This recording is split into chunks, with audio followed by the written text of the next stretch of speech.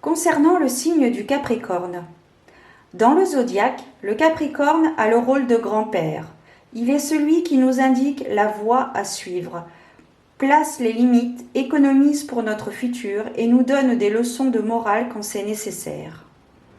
Régi par Saturne, il est capable d'affronter la vérité et de l'intégrer à sa réalité. C'est un signe de droiture, intègre et très fidèle à ses engagements. Le temps n'est pas l'ennemi du Capricorne. Jamais pressé, il a conscience qu'une bonne récompense ne vient qu'après un travail sérieux. Jupiter, qui domine le Sagittaire, représente la chance. Saturne, qui domine le Capricorne, représente la malchance ou la morosité. Cependant, il aspire à l'ascension sociale.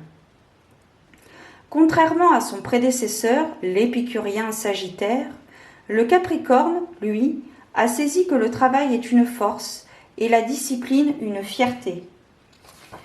Il est attiré par le concret, le matériel. Il est sans doute plus ambitieux et plus persévérant que le Bélier, mais moins fougueux et ne prête guère attention à la compétition, à moins qu'elle ne lui soit utile pour atteindre un certain statut dans la société.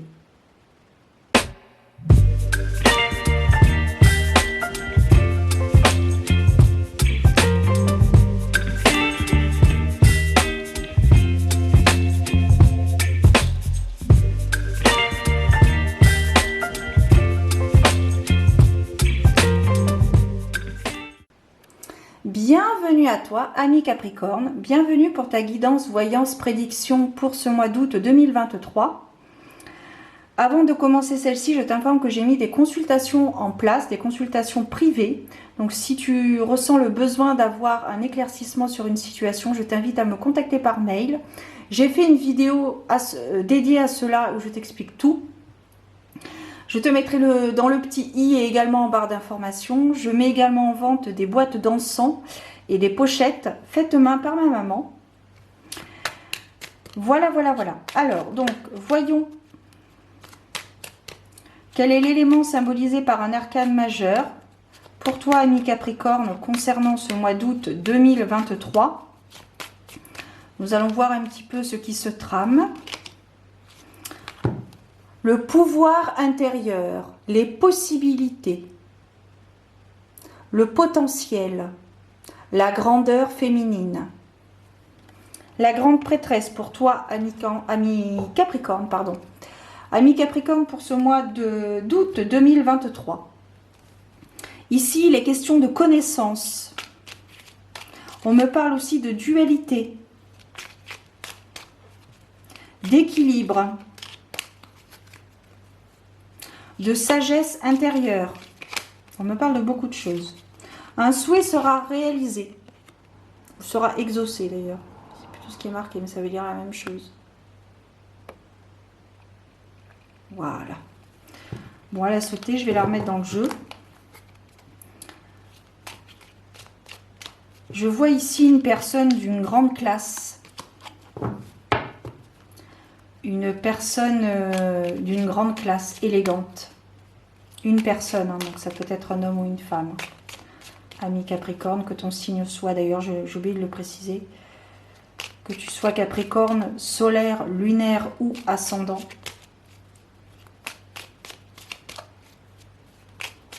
Voilà. Allez, on y va les amis Capricorne. On va voir un peu les éléments prédictifs qui sont susceptibles de se produire pour toi en ce mois d'août. Bien. Ici, je vois vraiment une personne travailleuse. Une personne qui fait les choses bien. Une personne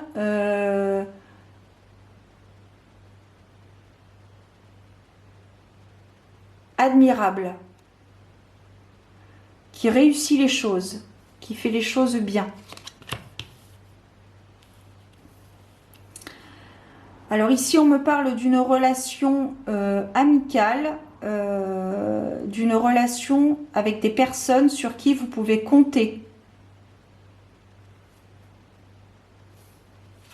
Il y a ici de belles amitiés.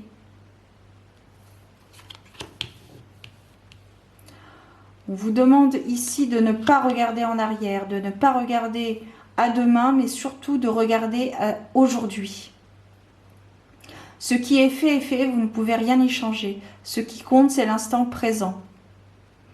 Et on vous demande ici de penser plus souvent à vous. Vous avez une carrière assez prometteuse, si elle n'est pas encore engagée. Vous avez une carrière professionnelle assez prometteuse.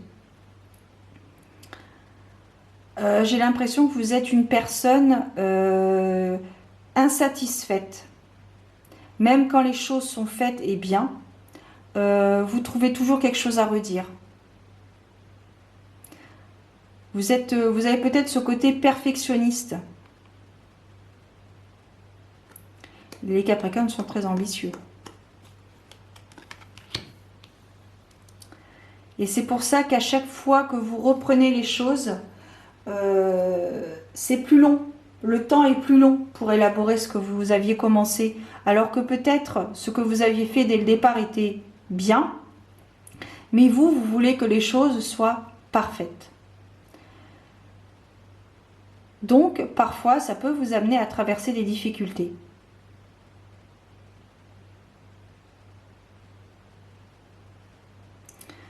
Peut-être là, ici, la magie hawaïenne, si ça te parle.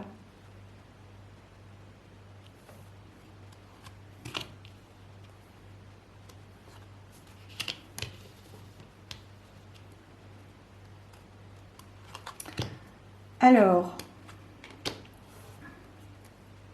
ici, c'est très intéressant parce que on a la solution, le fait de ne pas regarder en arrière.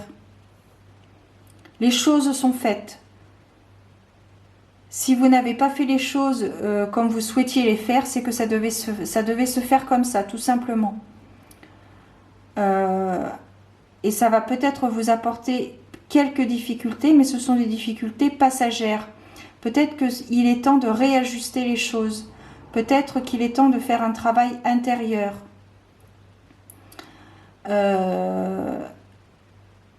Peut-être qu'il est bon de se rapprocher aussi de vos vies antérieures, de vos mémoires akashiques. Parce qu'il peut y avoir la solution justement à cette difficulté que vous traversez dans vos vies antérieures.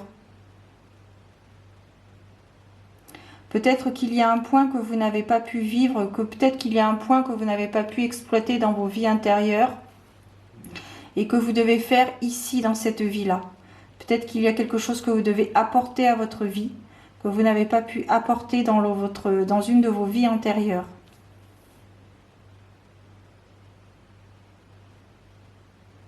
Peut-être que vous avez tendance à trop vous occuper des autres et pas assez de vous-même.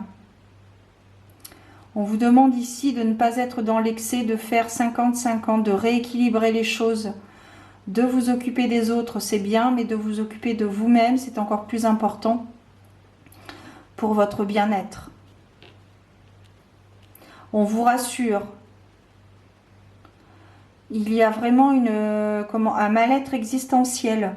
Peut-être que vous êtes en train de travailler sur le sens, vous vous interrogez peut-être sur le sens de votre vie. Et vous vous échappez dans l'aide à l'autre. Alors que vous devez d'abord élaborer un travail sur vous-même.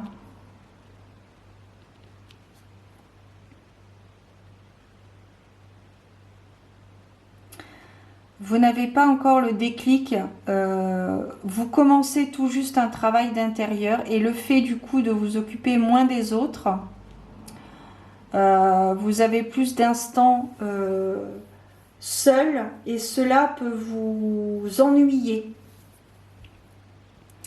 Cela peut vous ennuyer parce que vous allez devoir combattre entre guillemets, hein, je mets des gros guillemets là-dessus, vous allez peut-être combattre justement des facettes de votre personnalité que vous ne voyez pas, que vous ne vouliez peut-être pas voir dans le passé.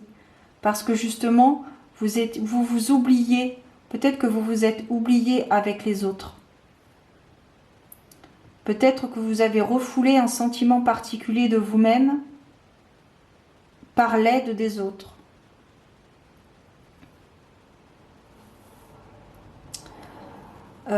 Ici, on me parle également d'un événement familial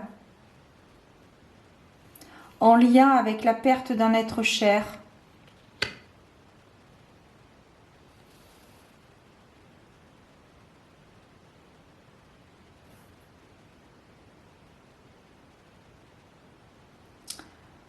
On vous suggère ici de faire une lettre à l'univers, au présent, sur vos souhaits. Par exemple, je ne sais pas si vous êtes dans un appartement, eh bien vous faites, par exemple, vous faites votre lettre du type, je suis dans une maison, je me réveille dans cette maison, etc., etc. Si vous êtes à la recherche d'un emploi et que vous souhaitez travailler dans un certain type d'entreprise, un certain thème, vous pouvez dire par exemple je travaille dans une société telle que et je fais ceci, cela, en parlant au présent. Pendant 21 jours, vous faites cette lettre et vous la lisez chaque jour pendant 21 jours. Ça peut être une possibilité également. Alors, on va terminer avec des conseils complémentaires. On va voir un petit peu si on peut avoir déjà des conseils complémentaires. Voilà, on vous demande de faire un choix du cœur. C'est très intéressant.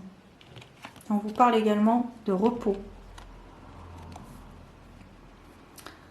Alors, le choix du cœur, en lien avec vos amitiés, en lien également avec le fait de ne pas être triste, faire le choix du cœur. Aider les autres, c'est bien, mais s'aider. Aide-toi, le ciel t'aidera. Voilà, c'est ça.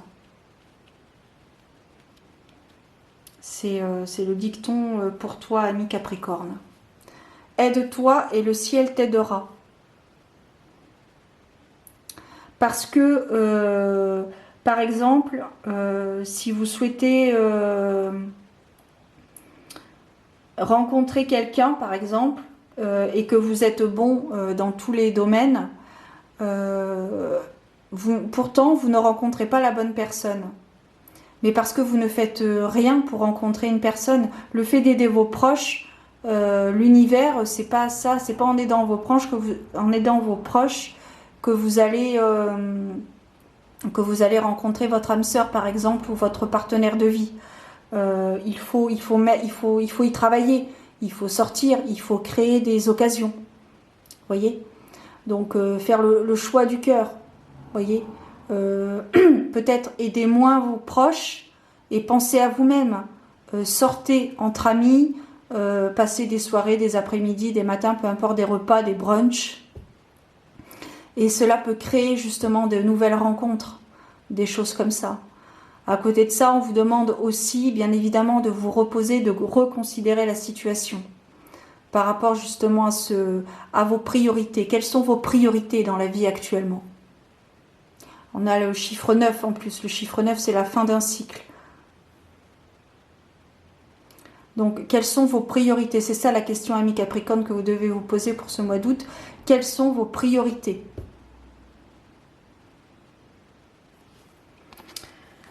Voilà, ami. Qu'est-ce qu'on a en deux de deck? Rêverie et décision.